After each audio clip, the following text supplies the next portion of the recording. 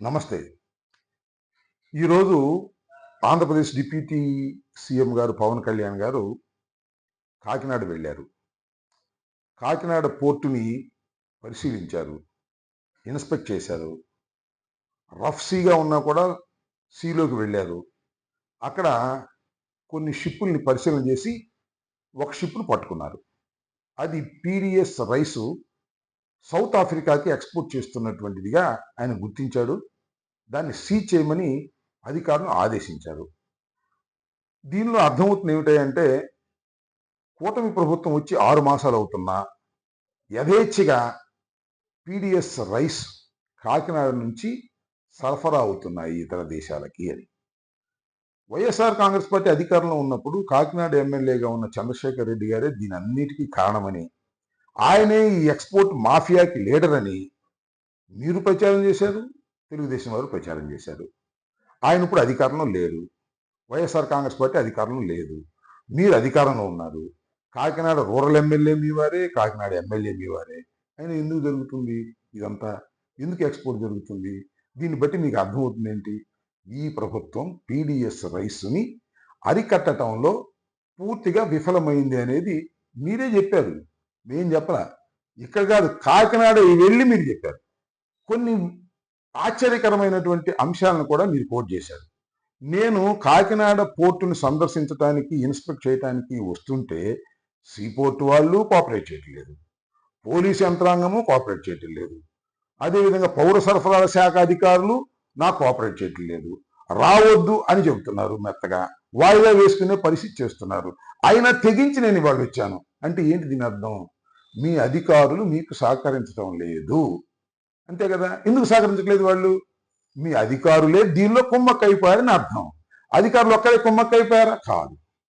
ఈ రాష్ట్రంలో నేను మీకు సవినయంగా మనవి చేస్తున్నాను, డిప్యూటీ సీఎం గారు, ఈ రాష్ట్రంలో ఉన్నటువంటి కూటమ శాసనసభ్యుల్లో 168 మందిలో ఒక 10% 15% మినహా అందరూ కూడా పీడీఎస్ రైస్ దగ్గర డబ్బులు దండుకుంటున్నారు, మామూలు తీసుకుంటున్నారు.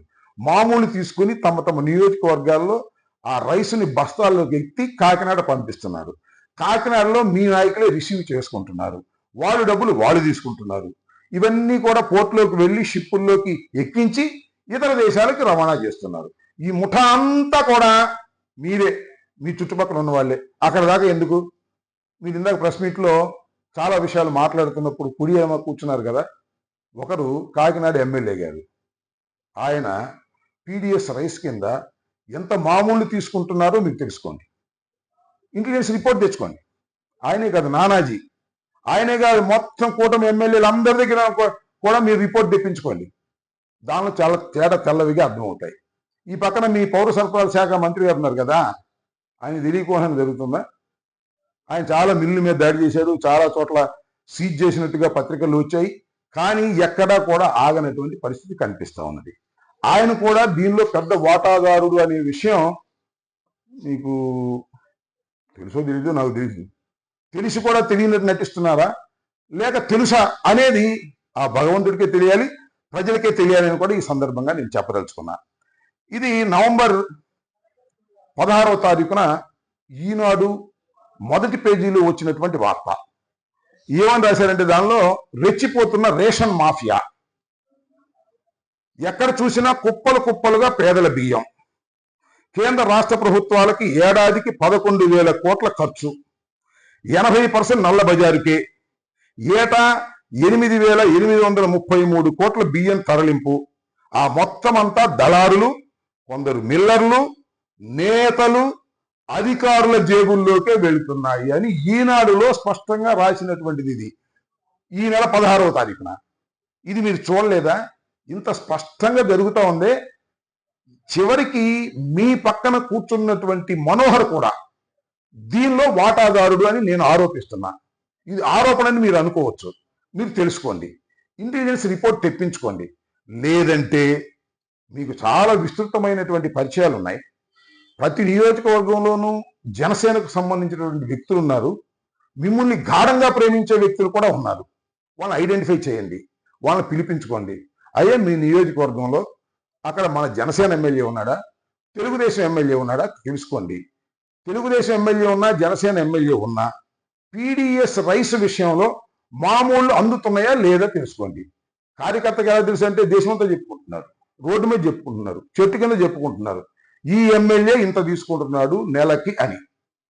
అసలు ఇవాళ ఉన్నటువంటి కూటమి ఎమ్మెల్యేల్లో ఆదాయపు సోర్సుల్లో ఈ పీడిఎస్ బియ్యం ఒక సోర్స్, మట్టి ఒక సోర్స్, ఇసుక ఒక సోర్స్.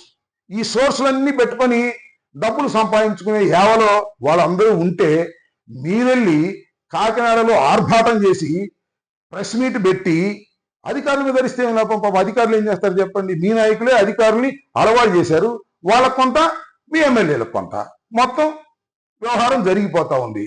ఇది జరుగుతున్నటువంటి అంశం. మధ్య మధ్యలో మీ పౌర సరఫరాల శాఖ మంత్రిగా లేచి మేము చాలా చోట్ల పట్టుకున్నాం, ఇప్పటికే 62,000 టన్నులు 62 లక్షల టన్నులు ఇప్పటికే సీజ్ చేశాం, ఇంతకుముందు ప్రభుత్వం సీజ్ చేయలేదు అనేటువంటి మాట మీరు మాట్లాడుతున్నారు. ఏమిటిది? నాకు అర్థం కాలేదు.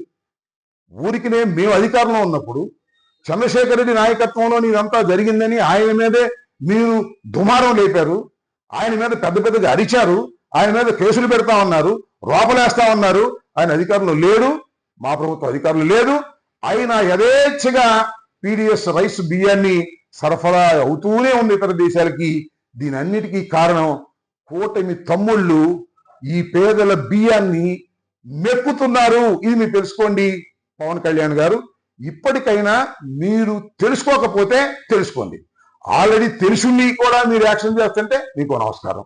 కాబట్టి మీరు నిజంగా పీడిఎస్ రైస్ ఎగుమతులను ఆంధ్ర రాష్ట్రం నుంచి, పోర్టు నుంచి వెళ్ళకోకుండా చేయాలి అనుకుంటే చిత్తశుద్ధిగా పనిచేయండి తప్ప ఊరికి బ్యానర్ ఐటమ్స్ కోసం ప్రగల్భాలు పలికే పరిస్థితి రావడం వల్ల మీరు చులకనైపోతారు.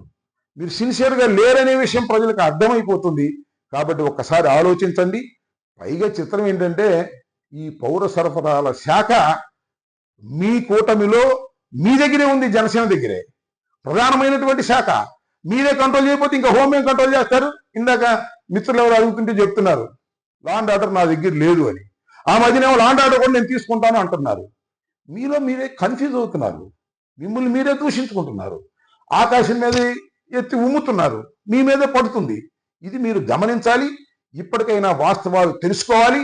ఇవాళ పీడిఎస్ రైస్ కాకినాడ నుంచి విచ్చల విడిగా ఎగుమతి అవుతుంది, దానిలో డబ్బులు తీసుకుంటున్నారు అంటే అది కూటమి ఎమ్మెల్యేలదే బాధ్యత, ఈ ప్రభుత్వానిదే బాధ్యత అనే విషయాన్ని విస్మరించి ఏదేదో మాట్లాడితే ఏమీ ప్రయోజనం ఉండదని మీకు తెలియపరుస్తున్నాను. ధన్యవాదాలు.